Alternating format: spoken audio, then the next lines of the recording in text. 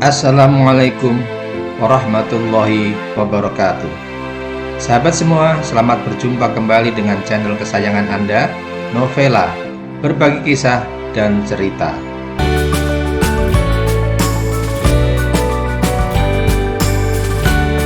Kali ini Novela akan menyajikan kisah cinta terlarang Sang Kuryang Meradang, sebuah roman klasik yang disari dari berbagai sumber. Berikut kisah selengkapnya. Sang Kuryang adalah putra tunggal Dayang Sumbi hasil pernikahannya dengan Si Tumang, anjing hitam kutukan dewa. Konon ibu Dayang Sumbi adalah seekor babi yang karena kehausan meminum air kencing dari Raja Sungging Prabangkara yang terkenal sangat sakti. Akibatnya sang babi hamil dan melahirkan bayi perempuan.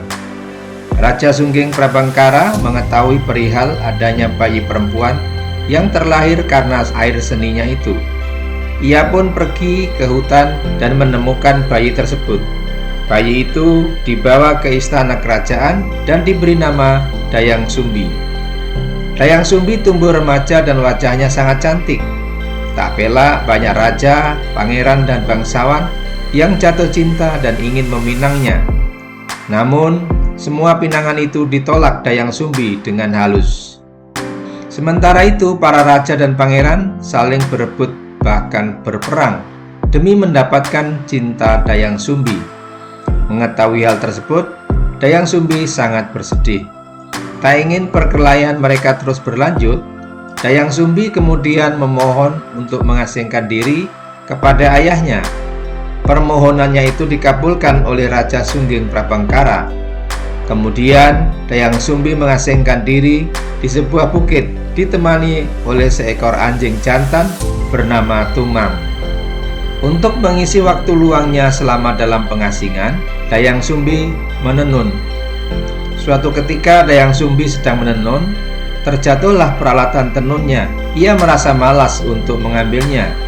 Tanpa ia sadari terlontarlah ucapan, "Siapapun juga yang bersedia mengambilkan peralatan tenunku yang terjatuh, seandainya ia laki-laki, akan kujadikan suami, dan jika dia perempuan, akan kujadikan saudara." Tak disangka ternyata Si Tumang, anjing pendamping setia, mengambil peralatan tenun yang terjatuh itu dan memberikannya kepada Dayang Sumbi. Melihat kenyataan, ia tak bisa berbuat apa-apa selain memenuhi ucapannya. Sesuai dengan omongannya, akhirnya Dayang Sumbi menikah dengan Si Tumang yang ternyata titisan dewa. Si Tumang adalah dewa yang dikutuk menjadi hewan dan dibuang ke bumi. Beberapa bulan berikutnya, Dayang Sumbi pun hamil dan melahirkan seorang bayi laki-laki yang ia beri nama Sang Kuryang. Waktu terus berlalu. Sang Kuryang tumbuh menjadi seorang pemuda yang tampan, gagah, tubuhnya kuat dan kekar, serta menjadi pemburu yang terampil. Setiap hari Sang Kuryang berburu dengan Tumang, yang sebenarnya adalah ayah kandungnya. Pada suatu hari Sang Kuryang kembali berburu di hutan, ditemani Si Tumang.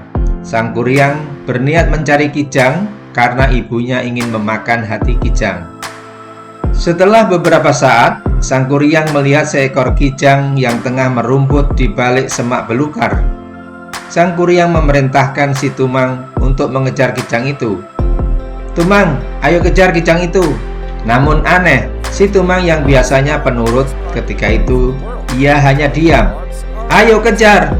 Si Tumang tetap tak beranjak, sehingga membuat Sang Kuryang marah.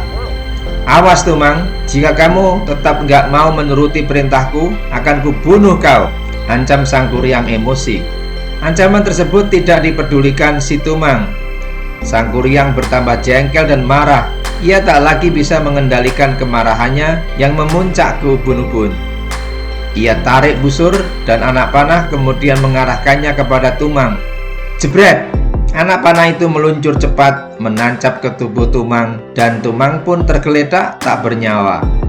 Kemudian ia ambil hati anjing itu dan membawanya pulang ke rumah, lalu memberikan kepada ibunya untuk dimasak. Tanpa ia sadari bahwa hati itu adalah hati Si Tumang suaminya, Dayang Sumbi memasak dan memakannya. Usai makan, barulah Dayang Sumbi tersadar bahwa ia tidak melihat si Tumang. Ia pun bertanya kepada anaknya, "Sang Kuryang, kok ibu tidak melihat Tumang? Di mana dia?" Sang Kuryang gelagapan. Hanya A, I, U, gak bisa menjawab. "Ayo jawab, di mana si Tumang?" "Anu bu, anu gimana? Ayo bilang ibu, Tumang di mana?" tegas Dayang Sumbi dengan suara keras. Ia terus mendesak anaknya dan akhirnya Sang Kuryang pun mengaku, "Maaf ibu, tadi aku tidak dapat hewan buruan dan si Tumang tidak mau membantu. Kusuruh kejar kijang, malah hanya diam. Ya aku marah dan kubunuh si Tumang." "Apa? Tumang kau bunuh?" sahut Dayang Sumbi kaget. "Berarti hati yang ibu masak tadi hatinya Tumang?" lanjut Dayang Sumbi interrogatif. "Iya ibu," jawab Sang Kuryang menunduk layu.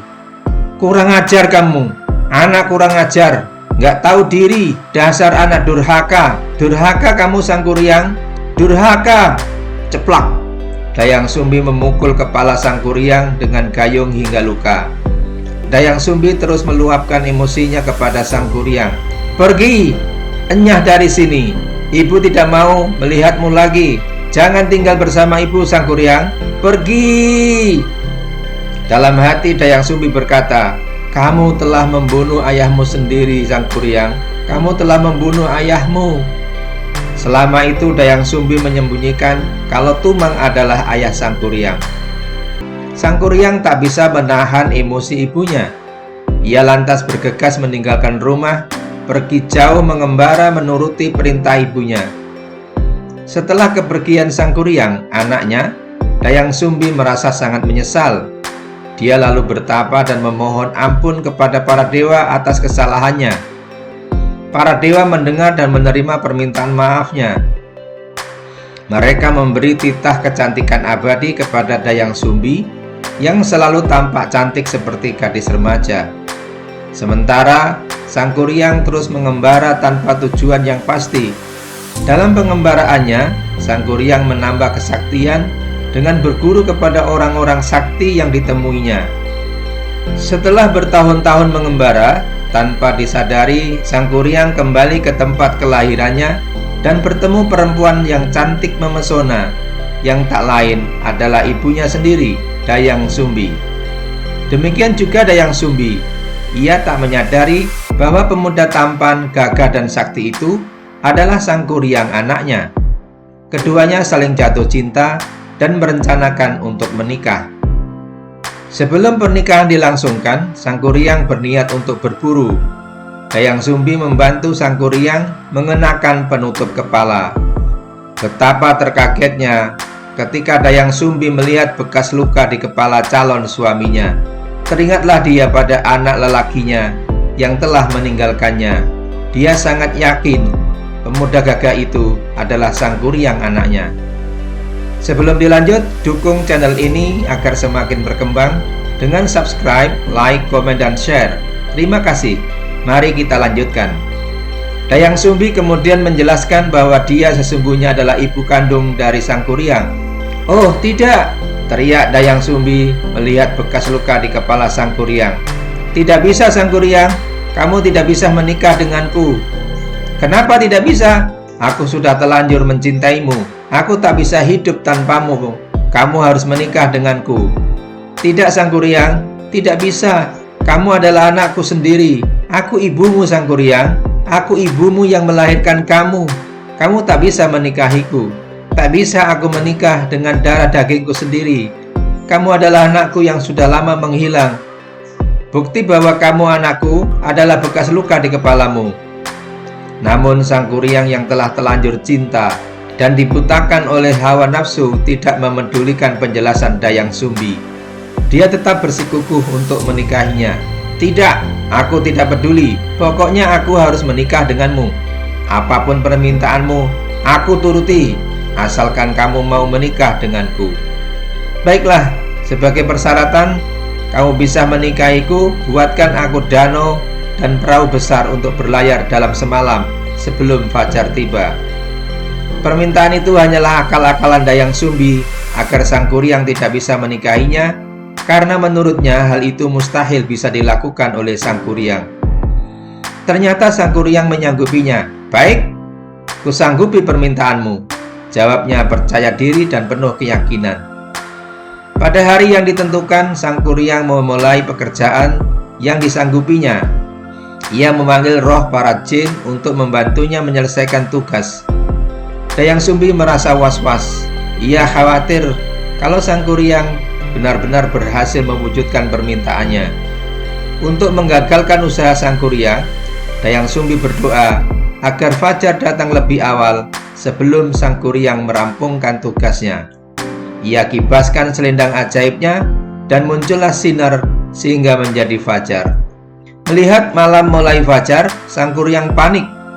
Dengan kekuatan yang dimiliki, ia berusaha menyelesaikan pembuatan kapal. Namun usahanya gagal karena fajar telah tiba. Ia kesal dan marah. "Sialan, kenapa kapalku belum selesai?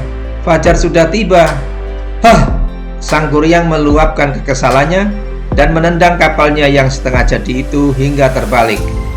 Atas kehendak dewa, kapal yang terbalik itu berubah menjadi gunung yang kini dikenal sebagai Gunung Tangkuban Perahu. Terima kasih atas dukungan dan kebersamaan sahabat semua. Sehat selalu dan semoga dimudahkan segala urusan. Sampai jumpa pada kisah berikutnya. Assalamualaikum warahmatullahi wabarakatuh.